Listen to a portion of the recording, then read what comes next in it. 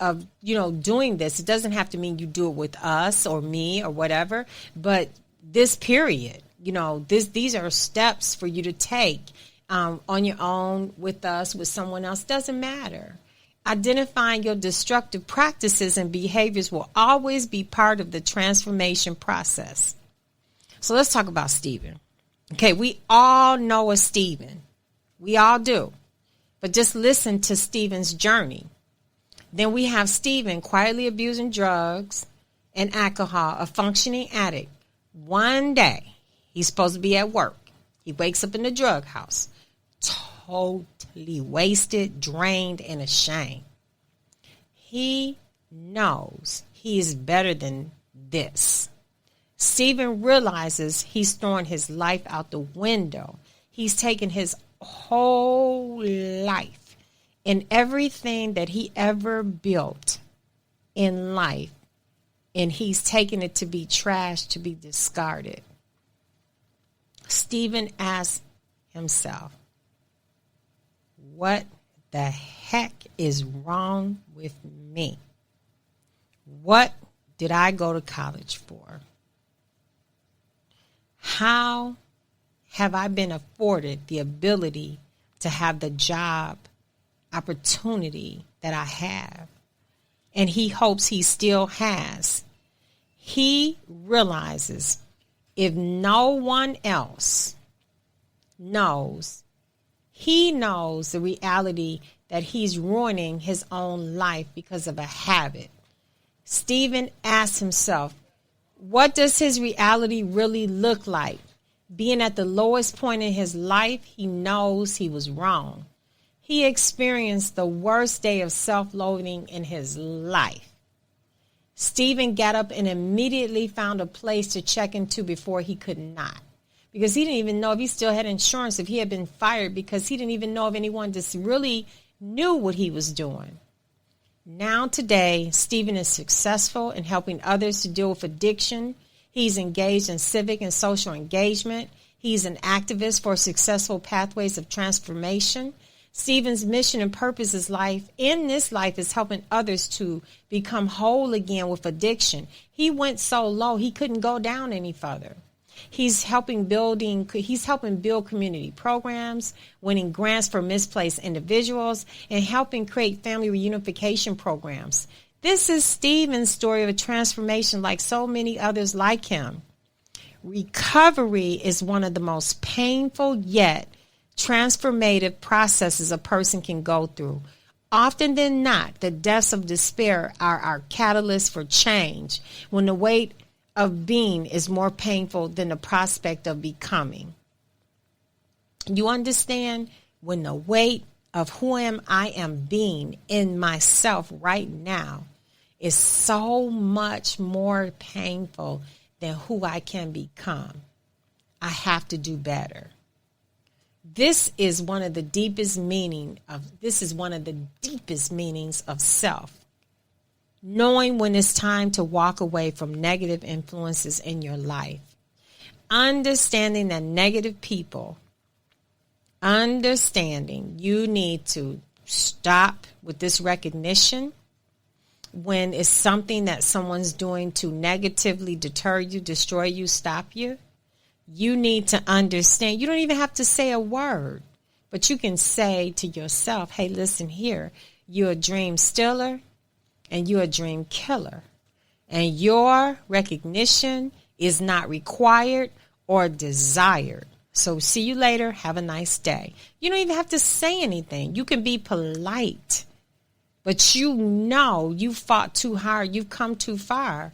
So you're not about to let them be your dream killer and your dream stealer. Not at all. What is your becoming? And what do we mean by it?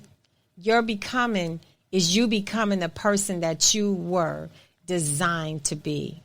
When someone tells you, let me go back. When somebody tells me, you think this about yourself, and if I don't think that way, and I know it's not true, and it's more destructive than constructive criticism, You know, I tell those people, no, that's not true. You think that way. I don't think that way. That's how you think. And that is how they think. Just think about how I reframe that conversation. Let's talk about reframing. Someone says, okay, well, you think this. No, I don't think that. You think that. Because if you didn't think that, you wouldn't say that. So you think that. That's what you believe. That's not what I believe. And then if somebody tells you something like that, how are they going to argue with you? If you tell somebody that, you constructively reframe that whole conversation, and you did it in less than a minute. And when you're able to reframe your life, your interactions with people, and you're able to reframe things in a way where it's not confrontational, guess what? You're becoming a master. You're becoming a master at habit change in your life. That person, and people like that, let me tell you, they need to go on a shelf and they need to stay there and not be taken down, because anything that compromises your belief system, you need to be careful. You need to not let people come into your life and then they change what you're doing with your life in the worst way. Okay? One thing I want you to do today is I want you to really ask yourself, what's holding me back? What's it really going to take to get me moving and keep me on track with my goals? What does the dream transformation mean to me with a clear goal? What does personal transformation mean to me? Do I even have a goal? Do I even have a plan? But just because you don't have a plan, a goal, it doesn't mean that you can't get one. It just means you need to start. If you recognize you want more, then it's okay. It's getting real now. This is your reality. And one or two things. Do you choose to open the door and start your journey, or close the door of life? That's two different things. It doesn't matter with me, whoever, or whatever.